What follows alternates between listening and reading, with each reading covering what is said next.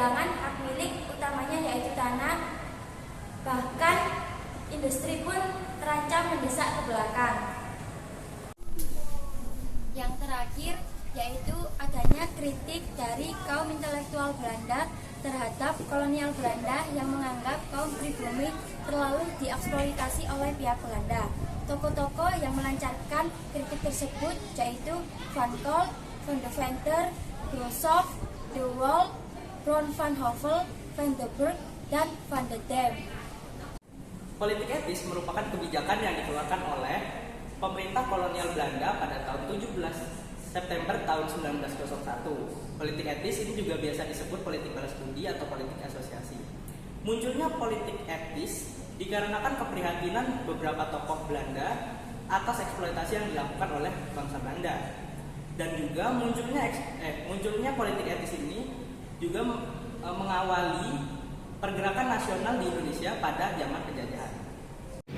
Politik etis digagaskan oleh Van de Venter pada majalahnya yang dibuat pada tahun 1899. Menanggapi situasi ini, Ratu Belanda pada pidato ketahtanya menyampaikan akan membantu berdonasi kepada Indonesia sebesar 40 juta gulden. Selanjutnya saya akan menjelaskan kebijakan politik etis. Yang pertama adalah desentralisasi pemerintahan. Pada tahun 1903 diumumkan Undang-Undang Desentralisasi Pemerintahan yang diantaranya berisi tentang pembentukan dewan-dewan lokal baik dewan kepresidenan maupun dewan kota yang sebagai lembaga hukum yang mempunyai wewenang membuat peraturan. Salah satu bentuk pemberian otonomi kepada Hindia Belanda adalah pendirian Dewan Rakyat atau bisa disebut juga dengan Volksraad.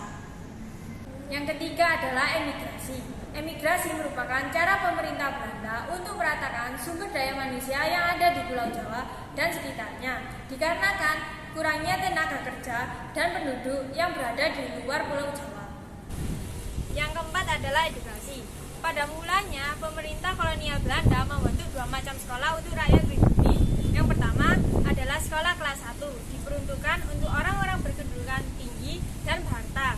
Dan yang kedua adalah sekolah kelas 2 yang diperuntukkan untuk rakyat pribumi pada umumnya. Dan yang kelima atau terakhir adalah kesehatan.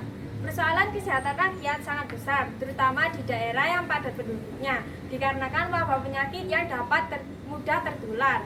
Dengan mengadakan imunisasi dapat mengurangi wabah penyakit dan usaha peningkatan kesehatan rakyat dapat dilakukan dengan pemberantasan penyakit menular.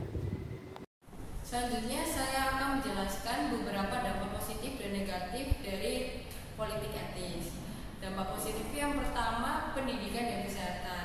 Pemerintahan kolonial pada zaman itu membangun sekolah dan menambah fasilitas kesehatan yang membuat taraf hidup Indonesia melonjak pada saat itu. Yang kedua, pertumbuhan ekonomi.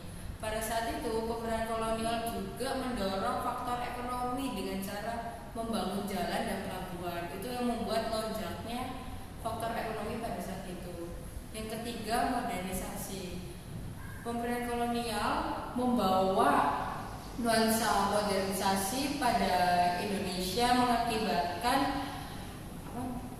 pola pikir Indonesia mengubah gitu loh. Perubahan signifikan dalam pola pikir dan juga tindakannya yang sangat signifikan.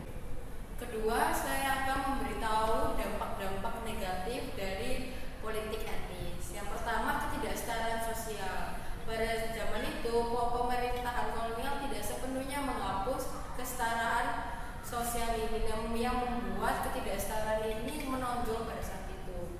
Yang kedua, penghancuran sistem pertanian tradisional. Ini hilangnya cara hidup tradisional dan membuat meruginya mata pencarian sosial yang menggunakan sistem tradisional pada saat itu.